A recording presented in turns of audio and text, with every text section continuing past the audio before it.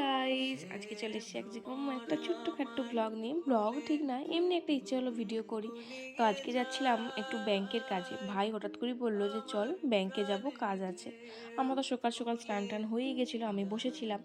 তো তারপরে বললো এত ভোর দুপুরে, তখনও কটা বাজবে বলো তো, ওই 11টা, সাড়ে 11টা, 12টা এরকম। আমি বলছি এত দুপুরবেলাতে কে যায় ভাই? বলছে কি যে না এই টাইমেই চল, কারণ ও তো নিজেই ঘুম থেকে উঠেছিল সেই জন্য। তাই বললাম ঠিক আছে, দাঁড়া আমি রেডি হয়ে যাই। আর রেডি হবে বলি তোমাদের সাথে আমি একটু ভাবলাম যে গেট রেডি উইথ মি একটু শেয়ার করাই যাক, আমি কীভাবে সিম্পলভাবে রেডি হয় তোমাদের সাথে একটু শেয়ার করি। তো দেখো, প্রথমেই তো কুর্তি আর একটা জিন্সের প্যান্ট পরে নিয়েছি, যেটা আমি সবসময় পরে থাকি কোথাও গেলে, বাইরে গেলেই। এই জিন্সের প্যান্টটা আর এই কয়েকটা ফুল স্লিভস টপ আছে, তোমরা সবাই জানো সবসময় আমি এগুলোই পরি, তো এটা পরে নিয়েছিলাম।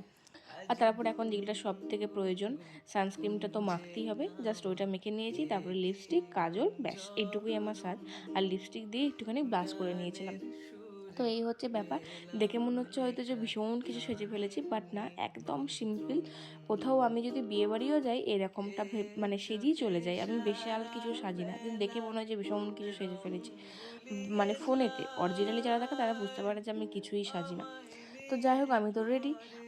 কেমন লাগছে আমাকে অবশ্যই জানিয়ে। এরপর চলো, আমাদের অনেক কাজ আছে, পোস্ট অফিস যেতে হবে, তারপরে ব্যাংকে কাজ আছে, তাহলে চলো ঝটাপট বেরোনো যাক।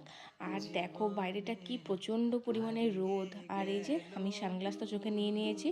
তো তোমরা ভাবছো না যে ব্যাংকে যেতে এরকম কে সাজে? প্রথমেই তো আমাদের পোস্ট অফিসে কাজ ছিল, কিন্তু পোস্ট অফিসে এত বড় লাইন, তো সেখান থেকে চলে এসেছিলাম, অত রোদে দাঁড়ানো যাবে না। তারপরে চলে গেছিলাম ব্যাংকে। আর আমার তো ইকো ব্যাংকে গিয়ে আমার একদম সাথে কাজ হয়ে গেছিলো, লাইনে দাঁড়ানোর কোনো কেস ছিল না।